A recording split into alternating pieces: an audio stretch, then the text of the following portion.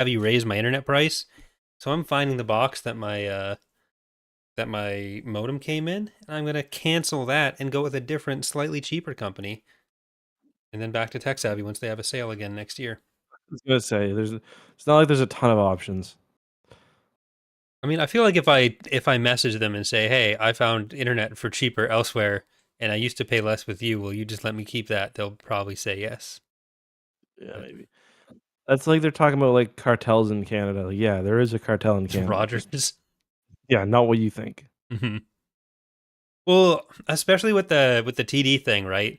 Where that was all the American subsidiary of TD. Mhm. Like it, Yep. I can't do it with these fuckers. Anyways, hello there, and Hello. welcome to TapCaf Transmissions, the only Star Wars podcast with a nice little anger fest before. I am Corey, joined as always by my co-host, and not just any co-host. It's a co-host who's also the birthday boy, Mr. Justin Eckhartsladder. We have a special Oh, celebration for you today. Uh, this will really play well on the audio version of the podcast, but I was going to save this for the X2 stream later. I couldn't resist. it's yeah, no, that's excellent. Thank you, Corey. That means a lot to me. I've got a birthday hat that I usually put on Murphy for his birthday. I might need to go get that now. All So right. thank you. Well, this is really cutting off blood flow to my neck. A really Yeah, high absolutely. intensity. Feel free to take that off right now. I'll wear it for more of the X2 one, but we're Yeah, going to be talking about serious politics tonight on our review of Reign of the Empire: The the Mask of USMC. Fear. Oh, Yeah. okay. Well, I thought this was our tariff episode. I thought it was our. yeah. I got this mixed up with our other podcast. I on the X2 podcast tonight, I will stream. I will be drinking Smirnoff instead of Canadian Club or Crown Royal. I will have to go and buy some Canadian Club or Crown Royal, but Mhm. uh, anyways, We'll Mask talk of about Fear, that. That's, Reign of the yeah, Empire. yeah. You get the nice hardcover there. It's a big old book. Um, I don't know what else to say All about right, it. that's our review, folks. Thanks for It's a listening. big old It's book, it's a big ladies and old gentlemen. It book. is in fact a big old book. We'll have our email section if anyone emailed tapcaftransmissions@gmail.com towards the end of the episode, as well as any discussion of Star Wars news. I don't think there. Oh, I guess there is because there's. You know what? Let's start off with just a brief discussion of the Andor teaser that came out because that's exciting stuff, right? Yeah, And I have yeah. very The little to Andor say about it, teaser. but We got some, some more normal music for Andor. mm-hmm. um, and I think that kind of served it really well. I'm thinking it might be time soon for to start the rewatch. Of Andor, yeah. Yeah, I think maybe we could even do one or two episodes. I don't know. Am I It's crazy? what's the start date? April. Something. Yeah, but yeah, that'd make sense. Yeah. Dana hasn't seen most of the show, so it's a good time. Mhm. Like she should probably watch the rest of it. And she Yeah. hasn't seen the last two episodes of Skeleton Crew still, so that needs to be Yeah. taken care of. April 22nd. Thank you, Rebel. So yeah, Thank we you, should Rebel. be able to do that in there as long as Yeah. we don't get too distracted from our legacy read through as well. That's important Oh, too. yeah. I mean, we'll still be on. Oh, Legacy the comic. Yeah. Yeah, Yeah. not Legacy. No, we're not going to be in Legacy of the Force quite yet, Yeah. but No. it was so weird seeing it, not in a bad way, just like having the shots where like in the teaser they have all the shots from the show and then they're showing the camera recording it, and it, Hmm. it was just an interesting way to do the teaser. Yeah. I mean, it was a mix of in universe stuff, and all the boys and girls were also talking. So it was nice to Yeah, get their perspective on why the show is good and important, because it is those things. very good and important. Hmm. uh it's a good story that happens to be in a galaxy far far away, Yeah. and that's what I want to see. Yeah. Setting. Yes. Yeah, so It is. I'm looking forward to Andor. I know you're on record saying that it's trash and shouldn't be watched or enjoyed by Yeah. anyone. Yeah. No lightsabers. Yeah, Not that's in. what it No ship takes. stuff. Not in. No, I mean I'm excited. I said today I think Marva's speech in season 1 is my favorite Star Wars moment ever. I was surprised to see that. Like, I don't think it's a bad take, but I think it might be like I a think it's a slightly rare spicy take. take. Yeah, I think so too. So I just remember I think it's probably it might be the Star Wars scene that I've watched most like as an adult, like out of context from the rest of the show. Like I don't watch the full episode that much, but I'll watch that speech a lot. whenever you need to get hyped up for, I don't know, opening a pack of Pokemon cards or going to a hockey game, you just listen. Anytime I'm like going to a family event where there's like someone who's got like slightly different politics than me. Anytime you have to load up Twitter and see a Canadian talking about how like, oh no, actually We're the we're run problem. we're All run by Trudeau cartels. fucking leftist. Yeah. Basically. Ottawa is actually made of 90% fentanyl. I've lived here for the better part of 14 years now. Not once has anyone come up to me and offered me a bag of fentanyl. Like Yeah, cocaine, sure, but Trudeau's right down the street. Not yeah. once. You think he could stop by and offer, like, not even offer me the fentanyl, but recruit me to run the fentanyl over the border? Hasn't happened. And I don't understand it. Yeah. You got like, yeah, I could see you doing that. I got the legs for it. Yeah. You up that hill? Yeah, the surprising quick speed, like yeah. No, I agree. You'd be my choice. Certainly. So yeah, Trudeau, or I guess Carney next week. You need a guy. I'm there. Yeah, maybe I shouldn't advertise this skill on the podcast. Yeah, maybe not. Yeah, so we are going to be talking about Reign of the Empire, The Mask of Fear, the first book in a trilogy. The trilogy isn't all going to be written by Alexander Freed, but this book was. Oh, really? I didn't know that. Yeah, it's 3 different authors. That sucks. Which I'm choosing to remain. Damn, I thought it was all him. Oh, I'm choosing to remain optimistic, now. But it will be 3 different authors. Who's the next one? That's a bummer. Rebecca Roanhorse and Fran Wilde are after. Oh, okay. Well. So yeah, Alexander Freed is my favorite Star Wars author. I thought we were getting I thought we were getting the full Alphabet Squadron treatment here. So I'm a little disappointed to hear that, honestly. So Fran Wilde hasn't. Oh, she's written No Contingency and From a Certain Point of View.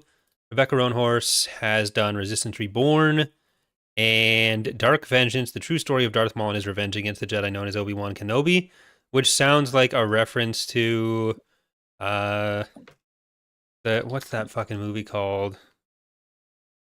It's the Western movie, Assassination of Jesse James by the coward Robert Ford.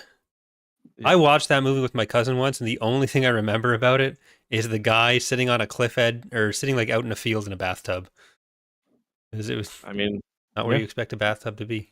No, there's not even plumbing out there usually. No, I don't think there was in this case either. I think he had to bucket it, Taskmaster style.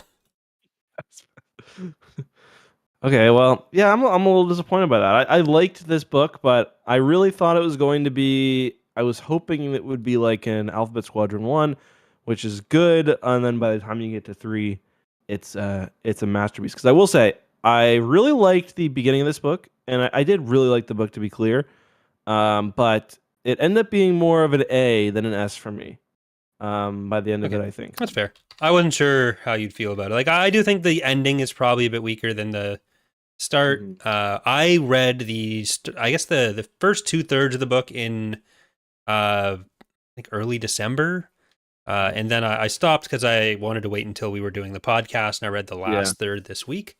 But for me, it still stayed at S tier.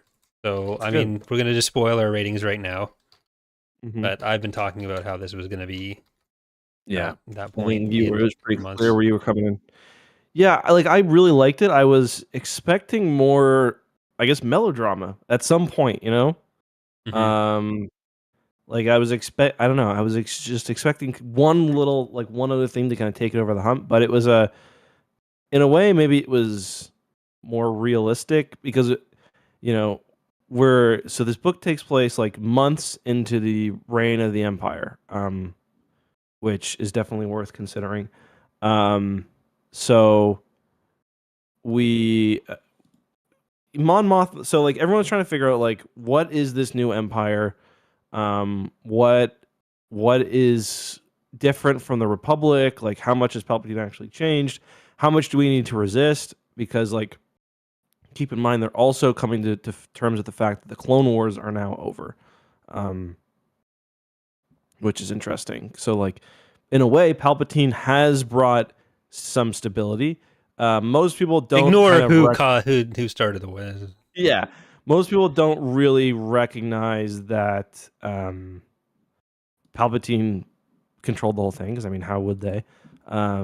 So yeah, in a way, there is more stability and there is more safety, but he's also really quickly trampling on people's rights and removing power from the Senate and concentrating it in the executive. And that was kind of, I think, my favorite part of the book was like early on when Mon Mothma is like realizing like I think my favorite scene was when she goes to that like ball and all the new governors are there and they're just like it's like and wokeness is like controls the star system now.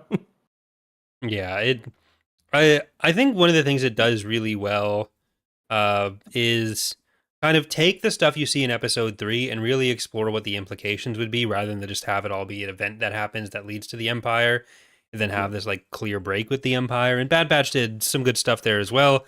But here you get like it takes the Battle of Coruscant not just as like this thing that happened in the movie, but it really talks about like how is this making people feel? How is this impacting people's lives on Coruscant? Yeah. How does that impact the way that people feel about Palpatine? Like you're saying, the a lot of the galaxy does just actively support Palpatine.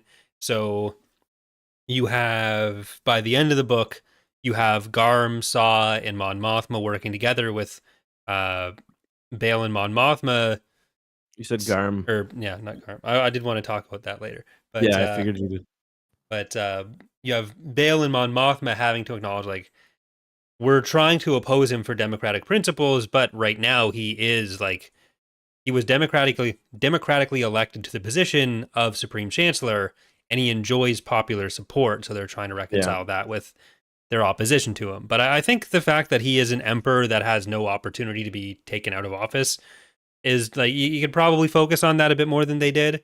But yeah, that was kind of my issue where they didn't. I feel like they didn't focus enough on like just how much like the democracy has been subverted, even at the end, where it's kind of funny. Where like the entire plot of the book is Mon Mothma has this big plot to like create legislation to bring power back to the legislature.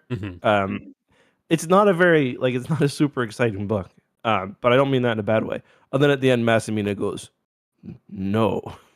Like it fully passes. It's a dramatic scene where like, oh, is it or isn't? Is it not going to pass? And then Massimita literally just like, no, in fact, it'll pass. It's just Palpatine's gonna veto it and have fun. It passed, but like it means absolutely nothing.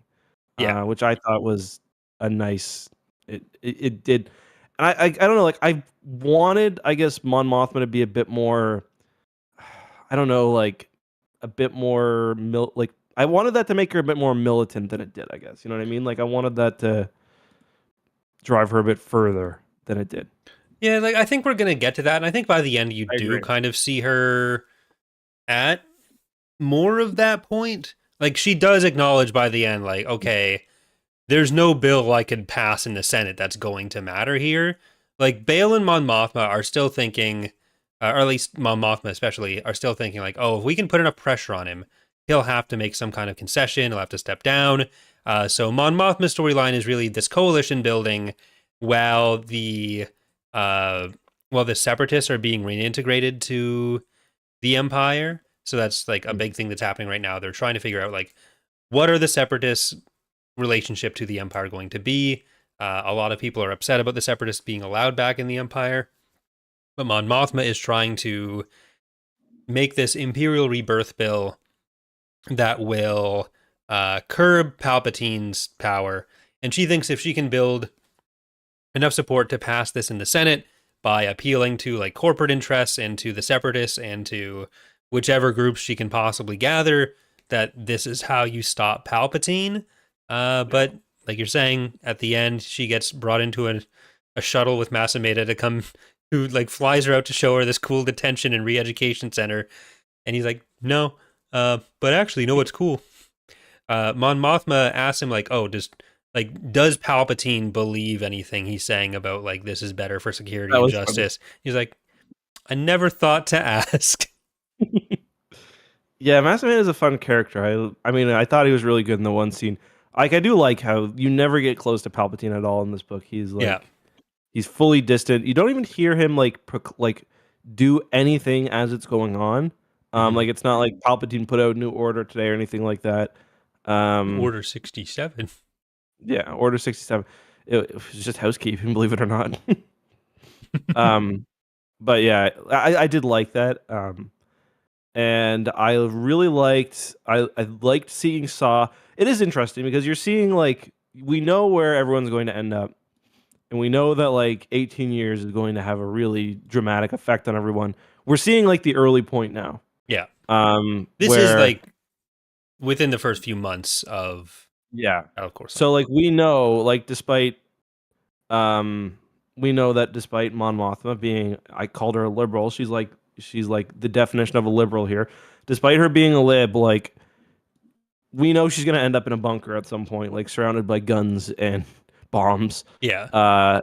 And then Saw, on the other hand, like he goes even further. He starts off more militant, but actually a little less principled than I would have expected. Were you surprised by that too at all? Yeah, I think I think Saw's interesting because like he's not necessarily fighting this because of any specific principle. There's even a discussion in the book, like it's mentioned that Palpatine was originally going to offer him the governorship of Onderon or of that sector if he hadn't just kept fighting. And Saw even says like, if you hadn't done what you did to us, I would have been kind of happy to just let you do your empire thing. So he even says like if you would have left us alone, like we would have been chill. So he's not really opposing Palpatine on any super principled basis. He's just kind of angry at the world, especially the Separatists. And it's this like personal slight almost that motivates him. Yeah. You definitely do. It is always kind of funny when like you have a book like this where like the Separatists are involved, because I can't help but think about like just how silly the Clone Wars is. Like people are talking about like the deep trauma of the Clone Wars, and all I can imagine is like Anakin committing, that, or like Anakin committing like war crimes. Like it's just there's a disconnect there. But I mean that's just kind of the nature of the beast. But yeah, I don't know where I was going with that, but yeah, we're at an interesting point. Do you want to talk about the three future rebels we're following are Mon Mothma, Bail, and as you said, kind of the partisans as a whole. We also meet this interesting. He's like a Confederate.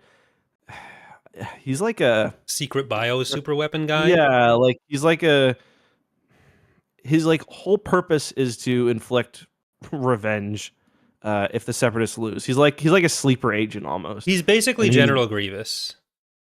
Yeah. Like the process he went through, he's from this like tribal culture on a planet that has this grievance against the Republic, and the Separatists offered to help them, but they kind of just came in and fucked him over, and took him as this warrior from the planet as a guy to soup up and turn into a super soldier who is now trying to go to these hidden Separatist weapon caches and kind of just take out whoever he can that's tied to the Republic, or if they're the Separatists that have like betrayed the cause, like Senator Tishan Nivolio. Is it Tychon or Tishan? Tychon. Okay.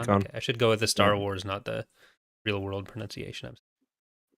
It's funny, we've got the opposite problems where like I know what everyone's, because I listened to the audiobook, which was really good. And like I know what their names sound like, but I don't know how they spell. Like Hockey, that's like the security agent Hockey. I don't know what her Haki. Haki is how it's spelled. Okay. How's Yeah. Chemish? Chemish, yeah. Okay. Chemish. Yeah, the other character, other than the exploding separatist agent that Mon Mothma detonates over Coruscant, is Chemish, who's the cousin of Mon Mothma's aide, who gets murdered pretty early on in the book. Hmm. Uh, the they basically want to become like Imperial intelligence. They get taken under the wing of Haki, who is an Imperial intelligence agent who follows Bail out on his quest to. So Yeah. Bail's storyline is that he wants to find out what information the Empire had against the Jedi and how it was fabricated. So trying to exonerate the Jedi because he likes the Jedi, and the Jedi are mostly Yeah. dead. He's raising a Jedi baby. I don't know. I guess he doesn't know who Leia's father is, does he? I don't think so. Yeah. He's raising a little Jedi baby. But yeah, I felt the character of Hockey, like, at one point I was like, okay, are we going to see like how I initially thought she was going to turn on the Empire and Mm-hmm. like she was going to start as, following Bale, but then she was going to see what was going on and turn. But really, she's kind of the opposite, where she realizes that the Empire is wrong and she works for. It's not the ISB. Is it the ISB she works I for? don't think it's the It's ISB just like yet. No, No, it's it's Imperial just Intelligence. intelligence. Yeah. Um, and I guess the ISB is more like inwardly focused, but she works for Yeah. Imperial Intelligence, and like she learns that the Empire lied, probably, and she doesn't really care. Okay. Bale does know. Okay. It's but either way, yeah. Yeah, like the way that she instructs Chemish, like she doesn't think the Empire is that different from the Republic, and to the extent that it is, she doesn't really care. Okay. She Fine. thinks that like your job is to your nation, your job is to, uh, or Your your responsibilities to your employer. family, your nation. She orders it and puts the nation kind of last, like after her Yeah. employers. So she's After really employer. most loyal to her bosses, but she also ends up out on her ass and Yeah. realizes that they were going to kill her. But yeah, like I thought maybe there'd be a turnaround for her, but I think part of it is just showing how in this transition from Republic to Empire, how people who are like in those positions before will just be part of that Yeah. transition. And it's not like there's like, oh, the Republic people are different from the Empire people. It's just the same people.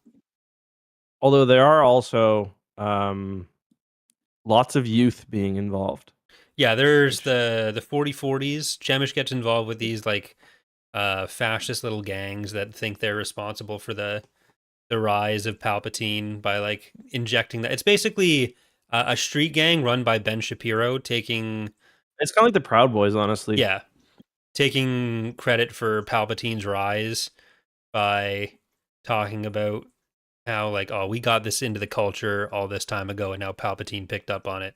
Wasn't Hmm. possible without us. Yeah. Yeah, and then we learn that they're because at first they seem kind of like a rogue group who because there are a lot of like imperialists right now, like people who support the transition, who support Palpatine, which I mean is not surprising. He's like that's how he got power. Um, but and yeah, they're one of them, and then we learn that they're going to take some pretty drastic steps to stop Mon Mothma from introducing this bill. Mm-hmm. And it is funny how she like organizes the bill where it's like it's ostensibly I forget what do they call it again? It's like the Imperial like New Dawn Act or something. Uh, Where like Rebirth. Rebirth, yeah, where she's like it's like oh yeah, all this act is doing is making sure it's like formalizing the new empire's powers when in reality, like we mentioned, it's meant to kind of preserve the democratic system of the republic, but Yeah. ultimately, no. Well, even Mon Mothma and Bale by the end of it are forced into discussing this in terms of like being for the good of the empire, the glory of the empire. So Yeah. they are in the strictest sense loyal opposition, and Mhm. it's kind of impossible for them to really speak out actively against the empire. or against Mhm. Palpatine especially. Like everything has to be done couched in these loyalist terms, even if like behind closed doors they're able to talk about what they're really talking about. And Mon Mothma's up to some other stuff behind closed doors in this. Yeah. With parents sometimes even. Yeah, but not mostly not. Yeah. So all of the Perrin lovers from Andor, if you existed, he is in this novel, and their relationship is at a Better. different point. Yes, not great, but they've got like if you've ever watched House of Cards, they've got like a Frank and Claire relationship where Mm-hmm. um you wouldn't really say they love each other or they are not in love with each other anyway, but Supportive-ish. they are supportive. I think that they both recognize that they're in the relationship for political and pragmatic reasons, but at one point you get the feeling they did love each other, and even now it's like okay, they still support each other and they do rely on each other, and it's just like yeah, it's yeah, Yeah, like there's not dislike there, and then like no, Mon Mothma ends up in the hospital after blowing up the blowing up Sujen, who goes off on this and Peace King. chase for or chase to like try to kill Palpatine, and she He doesn't know stops what him. he wants to do. He has an idea, and like Yeah, God bless, he almost he was left the street. he was the only one who was woke. Sujen. I would have it would have been nice to just see if he was capable, you know? Mon Yeah, Mothma so should have just let Sujen, that happen. were you surprised that she was totally against it still? Killing Palpatine? Assassinating Palpatine. Yeah. I wasn't surprised by it, but I was disappointed Yeah. because she should know better by then. What do you think Bale would have done? I feel like Bale would have been cool with it. Yeah, I mean, why do you think Bale was okay with bringing Sojin back to course? He knew there was a Yeah. chance at the He's testimony that like, Sujin would have kill fired the off some shots. Chief Justice, Palpatine, Massamita, whoever you want, go for it. Yeah, so Sujin is working with Saw for a while in the book. But Mhm. then Bale and Hockey end up coming across Saw's group in Bale's search for these CIS weapon caches because Saw and Sujin are both also looking for those. Bale thinks this is how he'll be able to find the information on like all of the best people in the galaxy at using Premiere Pro and After Effects ended up in the Separatists, so they're the only ones that can doctor the videos. More like a Adobe Acrobat. Yeah. It's like the seal that's busted. Yeah, so Bale is thinking, okay, this must have been something that Palpatine had done via the Yeah. Separatists. And if I can uncover this, then it'll clear the Jedi's name. Palpatine will have to resign in disgrace, talking about how he's gonna like need to go spend more time with his family or something. And so Bale ends up getting taken hostage by Sujin and Saw. They get hunted down by the Empire. There's clone troopers there. Uh, so Yep. we and kind of in the back of your mind, you get to think about how like, oh, well, these clone troopers are going through their own stuff right now, and that's very sad Yeah. too. I was thinking about that. But Bale and Sojin Saw blows up an ancient monument on, or like basically a dead planet. That's a It museum was a for field trips. really cool planet. It's like Eodaritz, so I it's think it's called. uh how is it? Oh, fuck, I forget what they call it. I forgot how it's pronounced. But it's kind of like an ancient Corusant, really, Yeah. is kind of how it's described. So it's like an ecumenopolis from like pre-Republic era, which I thought was Hmm. interesting. Um, it's like so old and it's been abandoned for so long, you can't like go to the surface because the buildings are so like brittle. Anyway, doing this, they blow a bomb up, and I don't feel like they destroyed the entire planet's No, surface, but just a they little bit of definitely stuff. like took down like a lot of buildings because that's where Sujen was. That's where his like that's where his sleeper capsule was. Hmm. Yeah. And so, in the escape from that, Bale ends up with Sujin. They fly back to Coruscant because it turns out that Sujin has the information now that Bale needs, Mhm. and so the idea is that Sujin's going to get in front of the Senate going to testify. Everything's going to blow up. The Empire's going to be, Surely this will get him now. yeah. This is the way. This is how they got him dead to rights. But there's a kerfuffle on the way into the planet. Sujen ends up being on the run on Corusant, and then when Mon Mothma wants to meet him, she ends up having to blow him up because he's deciding to go after Palpatine. And she's afraid of civilian casualties as well, but he's extremely based. She is not. Yeah, he is based in CIS pilled, and she's not at all. It's more that he's just based in Palpatine killy pilled. I guess you could say that. So Eodaritz has no Wikipedia page, but you know what does? What's that? Zuna's murder. Like, Zuna has her own page. Okay. But rather than just listing she was murdered, Zuna's murder has its own Wikipedia page. But on Zuna's page, it says, was a female individual who served as the aide to Imperial Senator Mon Mothma during the early reign of the Empire until she was assassinated. And assassinated, I think, used to link to Zuna's assassination, but now that link is red, but there is a page called Zuna's murder. Yeah, I was like looking for the names of the characters as I was listening, and like some of it's so pointless because I was like in the full character list, and I was like, okay, let's just see the main characters. It's like, no, it's like drunk man on Corusant. Yeah. Okay. So we did also have a question from Wyatt, who's asking, how would you describe the aftermath of the Clone Wars, at least politically, from this book, and how does it fit in with the Legends Reconquest of the Rim? I mean, it doesn't really overlap in that, like, Reconquest of the Rim is basically mostly like source book mentions and like campaign map mentions where like explicit holdouts are still fighting against the Empire. And that isn't really the focus of this book. Like, you have stuff like Sujen, there's like the implication of that stuff still existing, but because we're focusing on the senators that are being reintegrated, you're not really hearing about like CIS warlords out in the Outer Rim. You're just focusing on the ones that are like actually being reintegrated.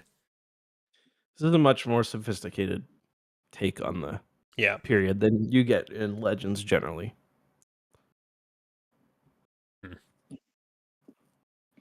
Yeah. Like Legends doesn't really deal with the whole how does the Republic actually feel about rebelling planets? How do you actually reconcile that? How do you get them back in? Because the Senate is still a thing. Senate representation for them is still a thing. This is stuff that was never mentioned in Legends after the fact. And you got to keep in mind, you have to keep in mind, like, Palpatine isn't around. Like, Palpatine only ends the Senate in A New Hope. Like, we see it happen on screen. Like, that's when the Senate goes away. So, yeah. He's right now he's too busy with the Century Plan to end the Senate. Because one of the things that Masameda explains to Mon Mothma is like, you can like stay around and run things. That's great. That's nice for you. Be on your best behavior. But we're working on not just the next 5 years. You can have tomorrow. Yeah, you can have tomorrow. You can do the little things, which, I mean, that does seem pretty in keeping with the character that Palpatine.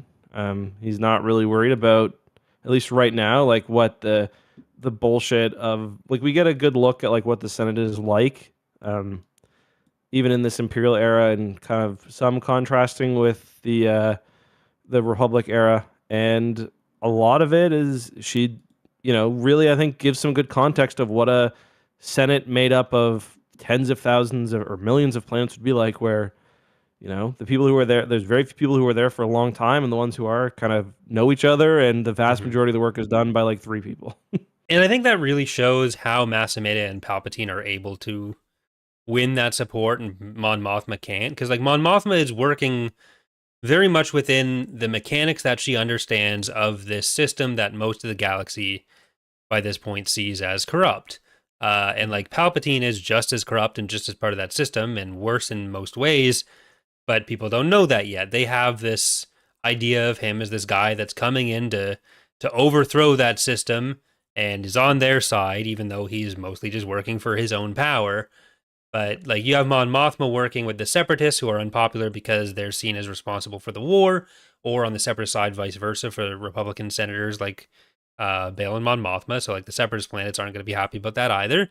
But she's also really appealing to the power of a bunch of corporations, where like, oh well, they're going to be able to turn off any industrial output. And Massamed is like, well, we'll just nationalize it, because do you really think the workers are going to support like ending their livelihoods in support of the interests of their bosses? No. I was like, yeah, that's probably true and probably right of them, which is why Mon Mothma and Bail should have been approaching this from a socialist perspective, not an establishment liberal perspective. Yep. Yeah, they are like they're libs, and they pay for that because they get nothing done. And that's why it's good that in the second book, Mon Mothma goes up in front of the Senate to announce that she has become a democratic socialist. Yeah, I'm sure that's an option right now. We've signed a deal with Transgal Mag to fundraise and kick Palpatine out of office, but we need your support as well. Yeah, they're mad they didn't elect Bernie in the Republic as well. Like the 1% of the Palpatines have 100% of the power. It's nonsense, frankly. We need 10 more Palpatines. Divide the power evenly. Oh man. What was your favorite part of this book, would you say? I really like the setup at the start. Like I think all the setup they did was really good. Like it made me excited for the rest of it, even if the actual conclusion of it, like there's not really a conclusion to the book. Like the plot isn't so much here's how you're getting from point A to point B. It is a lot of setup for like this is what the Empire is. The main thing that is a plot, I guess, would be Bail trying to find this information on the Jedi, which he doesn't, and Mon Mothma trying to pass this bill, which she does, but the bill is ultimately meaningless. Yeah. So you're not really looking for a change in the situation. Like the attention to detail and how the galaxy is playing out at this moment, I think is the important part. So having that established in the start was really what worked best for me. How about you? Yeah, I liked seeing the nefarious changes that were happening in the Empire, like how quickly things are going to shit, and like how it's manifesting in a bunch of little ways. And like some of that is like the big thing is the governors are being introduced at this point. Obviously that's just one more way for Palpatine to move power into specifically the military, because he avoids appointing politicians and he mostly appoints military people who are loyal to him. So that's sort of another way that he's grabbing power. I'm gonna let the dog in, but you can keep talking. Okay, yeah. And that was interesting. And then we also see just the security apparatus and like kind of the future of the ISB, where senators and politicians and really anyone who speaks out against the Empire is being pretty heavily scrutinized right now. Yeah, it's there is something that they kind of focus on with Bail, Saw, and on Mothma at the end, where it's like the bill didn't work now. I don't know if it ever would have, and I think that the capacity building is another thing that they really do focus on. Is like the Empire isn't this one static thing, and we already kind of touched on it with the Senate not dissolving for another 20 years, but like Palpatine isn't necessarily fully established. He's going on a lot of momentum at the moment. So there is a question of like how established are the governors as well. Yeah, that momentum is definitely covering him because he's still extremely popular. Where I'm like, maybe it would have been better to launch that bill in a year, but they were dealing with the separatist reintegration. They're also straight up roughing people up too. Like Mon Mothma Yeah. gets put into Mon Mothma is basically tortured. She's like put in a room for 30 hours where she can't sit down and is fully in the dark, and it's about as terrible as you can imagine. Um, so yeah, and like that's why like I guess I wanted Mon Mothma to be a little more concerned about the things that were happening. Yeah. Because like democracy has fully fallen apart in front of her. Like she can't talk openly. And I guess yeah, that's one thing I was looking for that I would have liked to see, but um, yeah, it's definitely also a novel that people like myself, a lot of people are going to find very political right now or apt Topical. for the times. Um, they even rename Parnassus 3, which in my notes I have renaming Parnassus 3 to the Gulf of America. Because I guess it was a Jedi either way. Hmm. Yeah, but I thought that was kind Yeah. of I don't think it was intentional, but I Like thought it was funny. there is also the angle that like a lot of the people in the Senate currently may not see the danger of what's happening with Palpatine because they've been in a lot of them have been in power for so long, Yeah. and like they don't necessarily see it as possible that they could lose their power. Like they Mm. don't think the governors can be a threat because they've always had this power. But in the 20 years before the Senate's dissolved, like a lot of them are probably going to be out of power, and there's going to be a new generation of senators who understand they don't have power. Yeah. Yeah, that was one thing that like I did kind of appreciate is like you can see how easily someone could fall into not giving a shit about what's going on. Like we see one of Mon Mothma's political allies. At the end, he's like, "Yeah, I'm gonna retire and go to a paradise world, and his life will probably be completely fine." Hmm. Um, doing that, and even Mon Mothma, like you know, on Coruscant as a senator, if she's not rocking the boat, she probably gets to have a pretty good life. Yeah, like Um, people of that she's a status key, are able to just up and leave if they still choose. Like it wouldn't or even affect if them. yeah, even when the Senate's dissolved, like they're still the elite. Lots of these people are imperialists, and their life will be maybe better under Palpatine. But we also see, Mon Mothma has some pretty terrible things happen to her. The murder of her assistant is pretty disturbing. So Yeah, they like break into her house and kill her assistant when she's out. So it yeah, seems like it was like probably meant for her as well. cave her face in basically. Yeah, like the gang that Zuna infiltrates is partially because they want to figure out like who killed their cousin. Uh, So it's the other one. I forget what their name is. or It isn't Chemish infiltrates Hamish, is yeah. because they want to figure out who killed their cousin Zuna. Because who Yeah. wants to leave again? Okay. But yeah, they're after Mon Mothma because Mon Mothma is this like anti-imperial threat. Even though Mon Mothma isn't really doing anything yet, we know that she'll become a bigger problem later. But right now, she's really not. Yeah, Mon Mothma is is mostly being targeted because she is a little mouthy, but also she was a part of the delegation of 2000, which was a really interesting plot point that was dropped from Revenge of the Sith. Which sometimes I really wish they had kept it. I understand why they didn't because the movie it has so many.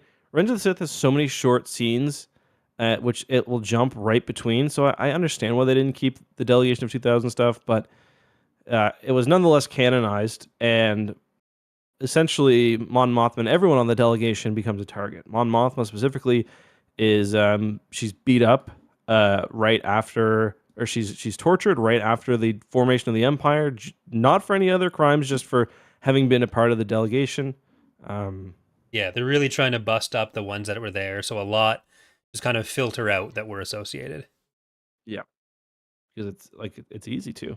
Yeah, It's harder to keep it up. Um, they do say what was that I as you gonna? get older. um, I forgot what I was gonna say, but one thing that I thought was interesting was the kind of perspective on the Jedi, where even Bail, who's like the biggest Jedi supporter, is like he can't be 100% sure of what's going on because even he saw that one Jedi fight back, and he kind of like so some of the propaganda that he's reading basically has the it's basically portraying the Jedi as training training their children for to take over the government, basically. And he doesn't believe it, but even he wonders, like that kid on the bridge, what's going on there? Yeah, Yeah, like the whole religion has been wiped out, but most people are like, well, what are you gonna do? yeah, Because there is a whole other feeling of like, until it comes for me, like then what's wrong? Like the Jedi should yeah, be kind of taken as this warning sign, but because of how Palpatine has been able to kind of frame them, and because of how like half the galaxy, the Separatists, don't have the positive association with them that someone like Bale does. Like Bale sees them as this like beacon of truth and justice, partially because of his own history with them that we find out in the book, where they came to like protect his family, and then he yeah, always wanted to show the Jedi ideals. But for someone like Sujen, they're just like another group of people that yeah, didn't step up. yeah. Yeah, Mon Mothma is like the Jedi just aren't popular right now.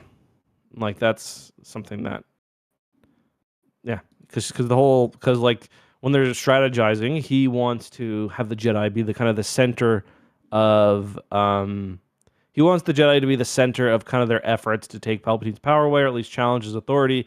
Mon Mothma is just like she like pulls him aside and she's like, "Listen, the Jedi aren't popular right now." And Mon Mothma does a lot of things in this book that I found very frustrating. Not in like a bad way, not in like a slight against the book, you know, because it's character development. We know what she's going to end up as, but she makes a lot of mistakes here, and she throws her allies under the bus really willy nilly. She doesn't listen to a lot of people, even Mm-hmm. ones who are trying to give her advice. Like her, I forget the name of her political ally, who he's giving her really good advice, and she like storms off, and eventually gives his name to Imperial intelligence to try to get them off her back for a bit. Maroi, Blood Yeah, Maroi, One Mariah. Yeah. her affair partner. Yeah. Yeah, I mean, he was also uh one of the senators that's like, oh, how much is this really impacting? Like, he's generally pro Palpatine. He's like just not as openly fashy. Like, he's fine with everything going on. He's just not like Yeah. quite as I don't know what to call the 4040s. Like he's not like a fervent imperialist, but Yeah. he's a big part of why the problem is able to go on. And Mon Mothma still has this relationship with him.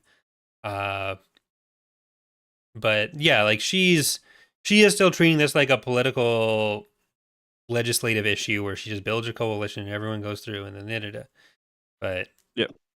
because she thinks that the process can hold up. But like that is kind of one of the things that the book is exploring is like when are people able to see that the process doesn't work, Yeah. even if they're trying to do something about it within that, let alone the people who don't see it as a problem they need to do anything about. Yeah. She doesn't, like I said, she doesn't quite know how, she doesn't know how bad things are. Like how wrong things are. Yeah. And no one, she doesn't know also that Palpatine's, it's kind of funny to imagine like, because this is a very, very grounded book. So it's also funny to read this and then imagine Palpatine backflipping in the Senate hall, Yeah. shooting lightning at Yoda. Um, but she doesn't. Bale does seem to know that he's a Sith Lord. I don't think he quite understands what that means. Like I don't know if he knows that he's got like the Force and stuff, but he knows that he's kind of like an enemy of the Jedi. So he's probably been planning things. But Mon Mothma, you know, she still just kind of thinks Palpatine's, A you know, helpless old man. yeah, like she thinks he's an authoritarian, but she doesn't really know kind of how actually evil he is, I guess. Yeah. Like a lot of what Mon Mothma's doing feels a lot like the people who were convinced that as soon as the Mueller report came out, that was going to be it. Yeah. And then Massameta's like, well, actually, he can't say that he's guilty of anything. Yeah, it's like the meme like there's no way he will slip out of this one. easily slips out of this one. This one just ends up being no one does anything. Yeah. Not much has had to be slipped out of Yeah, recently. it's weird how they all just decide, like, okay, Palpatine broke the rules, but we're just going to say that the rules don't exist for this one and we'll apply them next time. Because if he defies the rules now, then Points it's. would be bad. If he defies the rules now and then they don't work, then no one will be able to follow them in the future. But if we just say they don't apply in this circumstance, then we can pretend they still exist in the future when someone else might pretend to follow them. Like, okay, well, I guess Yeah. this is where we are now. Yeah. Yeah. It's Very not. depressing. Things are about to get bad. You you mean in Star Wars, right, with the next books? No, I don't. Yeah. I don't mean it's Star Wars. Yeah. Well, If you feel politically disenfranchised right now, I think this is a good book to read. yeah, But you're not going to feel hopeful afterwards. probably not. There is actually one thing I did mention wanting to talk about because the book ends with kind of the formation of the alliance between Bail, Mon Mothma, and Saw Gerrera, and kind of like what they each are bringing to that. And I think the book Mhm. does a good job of delineating Mon Mothma's pragmatism Yep. as being like, even if it's part of what we're making fun of right now, being a useful Yeah. tool for them. And we ultimately do know that like she is going to be the one that makes this work in a way that Saw can't, with his like kind of undirected militarism, versus Bale as kind of like the moral center of the rebellion. Yeah. Uh, and there's a lot of people who have been not upset necessarily, but like who would have preferred that like Saw wasn't involved in this and they just had Garm as the third partner. And I didn't care at all before. But I feel like reading this book has made me feel that Saw is a better third character to have in that group because we didn't need another senator who just happens to be slightly more military oriented. I feel like Yeah. that would have been treading too much of the same ground. I think having Saw with his very different background, his very different perspective that he's coming in, and him leaving that alliance for like more harsh reasons than just thinking Mon Mothma was gathering too much power, I think works. You Mhm. can still have a character like Garm who like Yep. broke off from the rebellion because they thought Mon Mothma was going to become a dictator. And I feel like that's more interesting to have in the New Republic period than to explore in this period with their relationship still mostly functional. Yeah, like Garm can just be he was the Corellian senator. Um I think there's a point where he can be brought in, but Saw is not a Garm Bel Iblis um replacement. He's very different. Like he's Mm-hmm. similar in that he will differ from Mon Mothma in terms of politics and best approach, but like as of right now, they're not even really working together. They're Mm-hmm. just they generally have some of the same goals, and that's really it.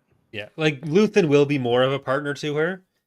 So you do have that uh, kind of military role also taken up by him, but he's as much about like the organization as the military side. And I think the bigger hallmark of like what makes the Garm Bel Iblis character is breaking with Mon Mothma in a way that like fragments the alliance a bit. Yeah, And that's something we haven't seen with Luthen yet. We don't know if we're going to see that with Luthen. And we do know that like the relationship between Saw and Mon is gone by the time of Rebels, and like they're actively at odds in these periods. yeah. There is no alliance yet. Like Saw's Yeah. partisans are the earliest version of the alliance, and I guess they always will be the earliest version of the alliance. But like Mon isn't even really considering military. Like she's not considering starting a war at all. Yeah. Um, like I think she thinks that Saw might hit some Imperial targets and stuff, but nothing more than that. Dana disagrees. Yeah, Dana doesn't think that you were right on that one. Fuck you, Dana. Oh, my YouTube just entirely broke. But a bit earlier, Wyatt was asking how much of this book was made from the delegation of 2000 deleted scenes and to extent Revenge of the Sith novelization. Not really Nothing. at all. Like, there's nothing that's like directly pulled from there. There's not even a Fang Czar mention, even though there is a senator who has a very similar name. It's kind of sad. But Yeah. We had I don't know if this was the first time Biss was mentioned. But they talked about Biss yeah, having there's senators from Biss. yeah. I don't know if that had been canon before. I think it Maybe. I guess it was had just been. like on a map or something. Yeah. No, it's been mentioned a fair amount apparently. There's Topps trading cards, encyclopedia, Build the Millennium Falcon 36. That's a lot gets mentioned in that. Yeah, that's true. I'm probably because it had been like a Legends thing there, but yeah, we heard Biss, we heard trips to Alsakan, which I thought was funny. I liked seeing that side of the Empire and Coruscant. We get a nice look at like the Coruscant Undercity, and at one point, the CIS sleeper agent he kind of goes off the beaten path, and he's like, I could just live in pipes like underground. Like I could just live in these surface tunnels and no one would ever see me. Yeah. And yeah, Ironic that's how a sleeper agent was the most he's like woke. disappearing slower. He's like, I'll disappear lower and lower into the abyss. And I'm like, that would be a really cool story. I'd love a short story just about traveling deeper and deeper into Coruscant's Yeah. If belly they and made a just game finding. about that, about like going down to a lower Coruscant level, that'd be sick, wouldn't it? Yeah. What level would it be, do you think? I think you got to be down a fair bit. So like, but also up a fair bit. So if you were on like the You don't 1400s, want to be the maybe. bottom. Maybe No. 1300s. I think you got to go. You got to go to at least the 14s. And you know what's cool is when you have the same number twice. Yeah. So if it was like, fuck. No, I got nothing. I don't know. I think they do go to level 1313 in this one, if I remember correctly. It is mentioned. I think that's maybe where the bar is, or maybe where they. Where Chemish goes after getting drugged. Yeah. I did think it was fun that they No, had where? the Yeah. interrogation with Chemish, and then with like the little herb thing, the Star Wars truth serum, and then they use it on Mon Mothma later with Mhm. her anxiety medication that they plant on her. I thought that was fun. It's the kind of thing that Star Wars fans usually flip out over because it didn't explicitly say that this was the same thing. So Yeah. it'd have like 13 notes on Wikipedia, but Yeah. like, come on, context clues, Yeah. people. Yeah. That's why the Transformers wiki is better. Yeah. But yeah, great book. Yeah. Do you have any final thoughts? I do have a final question or two from Noah. What was the Legend's explanation for why Garm felt the Mon Mothma wanted to consolidate power? She spent so much of her career opposing consolidation of power. I didn't really remember. Like in um in the Thrawn trilogy, he's just described as having a rivalry with her and Akbar, but I don't know if we get specifics. Probably like at that point, he's got like they've got a fleet, so I'm guessing it's He's just about like the insecure. targets. That's all it Yeah, is. He's insecure. insecure. Yeah, Insecure. he does seem kind of insecure. Yeah, he was insecure. People liked Mon Mothma more than him. He wanted to be chief of state, and it was like, no, Mon Mothma's better. Is that why? Okay. Well, reading between the lines, he's just a bit of a Garm. There's a different B word that could be his middle Yeah, but name. when Coruscant's being attacked by Thrawn, he's not a bad choice to have in the command room. Finally, from Wyatt, what elements from Legends would you keep for Garm besides a canon version of the interlude at Dark Knell, and what elements would you change? Mullet, mullet, keep the mullet Keep the mullet. Yeah. for sure. I do like him having his own little. He's got his little fleet of katana dreadnoughts. I think Mm-hmm. he's only got like 3 of them or 4 of them. Peregrine, I think, is one. I like the idea of him just doing little missions against the Empire Yeah. on his own. Like It's fun. I feel like the most interesting parts of Garm don't happen on screen, even in Legends. like the actual breakdown of communication with Mon Mothma and him just seething on his own in his little thing. Because like we get introduced to him when he's coming back into the New Republic, and after he's already learned that Mon Mothma isn't the threat he thought she was. Then he just kind of like fades in the background, and we get him in a bit more in the Hand of Thrawn duology. But he's just kind of a gruff dude who's good at military stuff, and that there's nothing special about him at that point. Then he's just kind of also being a jerk in the NJO. Not even at the times where he should be being a jerk, because he's not really helping against the Vong earlier, but he's not really cooperating with like Wedge or anyone else properly later on, other than like semi-grudgingly because he doesn't respect Sov. Yeah. Mm-hmm. So I don't know that there's any specific parts of his story that are worth re-exploring, but the parts that weren't explored in Legends could be interesting. Keep the gargantuan. Have the vehicle from Forces of Corruption. Yeah. Man, I TFU the Corellian Treaty being there is cool. Starkiller being responsible for the rebellion is a bit of a mess. He's actually going to be the main character of the next book. So yeah, this is book 1 of a trilogy. The next one won't be out until spring 2026. So it's a year between each book. That one will be by Rebecca Roanhorse, who I have not read any of her work before, I don't think. I am disappointed it's not going to be. Yeah, free, I'm actually significantly like I thought we were getting another Alphabet Squadron trilogy here. Which hopefully we'll get more Freed in the future. We'll free Freed. I'm not saying this is like a slight on the other two authors, just that like no, it's both just feel like Freed. He did a really good job with you know, Alphabet Squadron 3 was just such a great, you know, culmination of two really good books in their own right, and this definitely felt like it could have been the start of that. But yeah, well, I'm not super familiar with Rebecca Roanhorse's Star Wars novels either. Did we read Resistance Reborn, or did I just read it? I think you did. I've never read it. I don't think. Didn't love that one. So well, I don't blame her for that though. We will be back next week with Legacy Comics, I think. The next arc of the Legacy Comics. Thank you all for listening. We'll also be doing so the TapCaf listeners rejoice, because you want to be on youtube.com/ECKSTOO right after this podcast, because we will be doing Justin's birthday special on X2, which will include some Star Wars trivia, where we will be going up against each other for the birthday crown.